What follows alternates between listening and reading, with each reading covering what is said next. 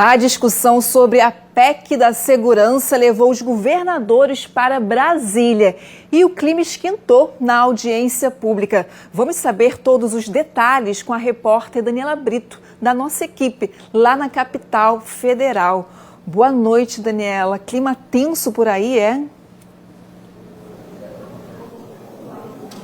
Isso mesmo, viu, Marcele? Boa noite a você, boa noite a todos que acompanham o Direto de Brasília. Então, a Câmara dos Deputados debateu hoje um dos temas mais polêmicos da agenda aqui no Congresso, viu, que é a PEC da Segurança Pública. A penúltima audiência pública foi marcada por tensão, por críticas ao texto do governo federal e também um forte embate entre os governadores e os parlamentares. Essa proposta, ela discute mudanças nas organizações da segurança no nosso país, inclusive a criação de uma política nacional de segurança, algo que tem sido visto com desconfiança por alguns governadores que temem a perda de autonomia dos estados.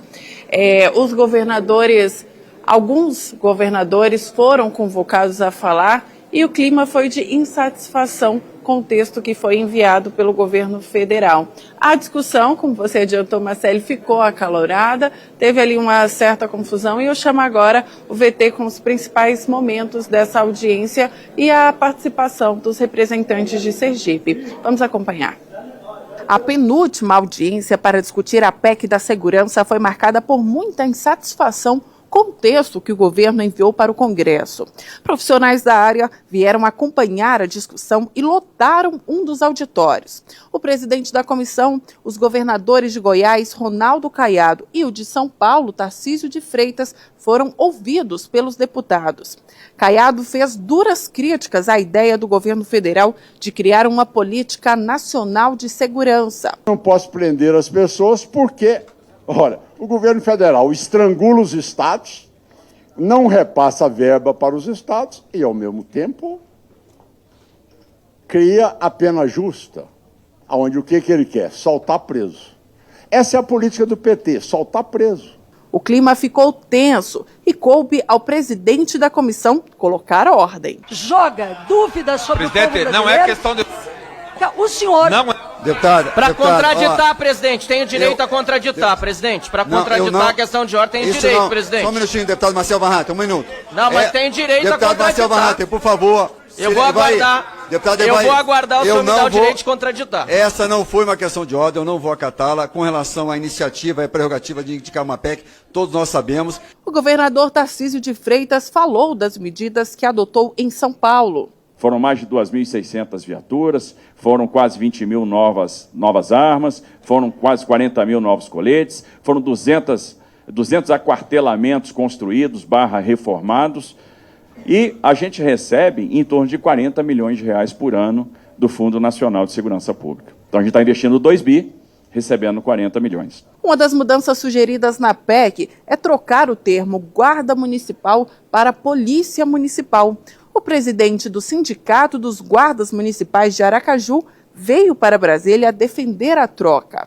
As guardas municipais, como polícias municipais, vai dar segurança jurídica para o trabalho que a gente já faz, que é um serviço, uma atividade policial já reconhecido, inclusive, pelo Supremo Tribunal Federal. Por isso, nós defendemos a nomenclatura da Polícia Municipal, mas também, além do trabalho, o trabalho ser reconhecido como o trabalho policial pela sociedade, também vai trazer direitos e garantias que é dado aos demais policiais que trabalham na segurança pública e que hoje não são dados aos guardas municipais. Aracaju tem 420 guardas municipais. Segundo o sindicato, o número está abaixo do necessário, que seria pelo menos 1.300 profissionais nas ruas da capital sergipana. A PEC pode ajudar o município a ter recursos para contratar mais guardas, já que um dos pontos do texto traz a divisão do Fundo da Segurança para municípios, estados e União. Além disso, vai passar a ter mais credibilidade. Nós já desempenhamos a segurança segurança da população que utiliza os espaços públicos nas cidades há mais de 30 anos. O que nós precisamos é tão somente do reconhecimento e o respaldo jurídico para continuar fazendo aquilo que a gente faz. E não ser enquadrado, quando você vai analisar o flagrante atendidos por guardas municipais, para que nós deixemos de ser enquadrados como qualquer um do povo, no contexto do Código de Processo Penal, e passamos a ser enquadrados como agentes da autoridade policial. A próxima audiência será para ouvir o ministro da Justiça e Segurança Pública, Ricardo Lewandowski. Na quinta-feira, o relator pretende entregar o texto e ele já deixou claro que vai sugerir muitas mudanças na proposta do governo federal. O presidente da Câmara dos Deputados quer votar a PEC no plenário ainda esse mês, antes do recesso do fim do ano.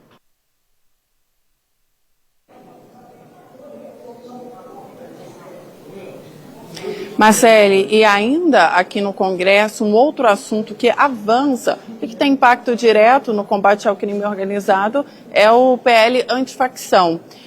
O relatório final desse projeto ele deve ser lido na quinta-feira, depois de amanhã, e a votação na Comissão de Constituição e Justiça está prevista também para esta semana. O texto ele está no Senado e ele tem como relator o senador sergipano Alessandro Vieira.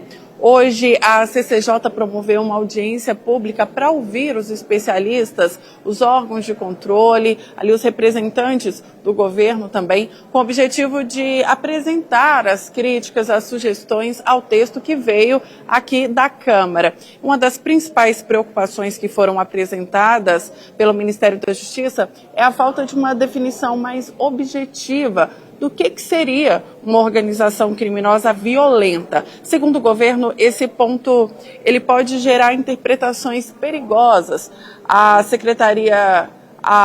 O secretário, na verdade, de Assuntos Legislativos, Marivaldo Pereira, ele alerta que há um risco de se criminalizar os movimentos sociais que são legítimos e até moradores de comunidades que, em muitos casos, são obrigados a abrigar esses criminosos por conta das ameaças. Inclusive, ele lembrou que em alguns lugares as pessoas são proibidas de fechar as próprias portas e questionou como o cidadão comum pode se opor aos criminosos que estão ali armados com fuzis.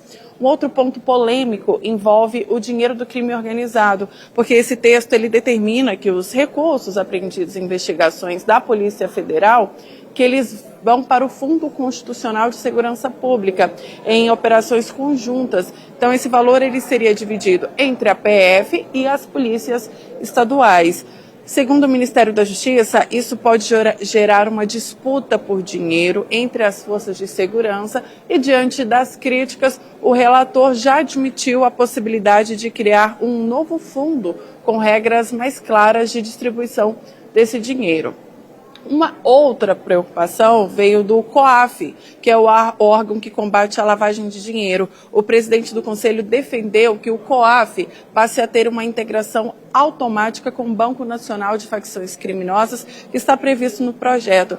A ideia é facilitar o rastreamento desse dinheiro sujo e também identificar com mais rapidez as movimentações financeiras ligadas a essas facções.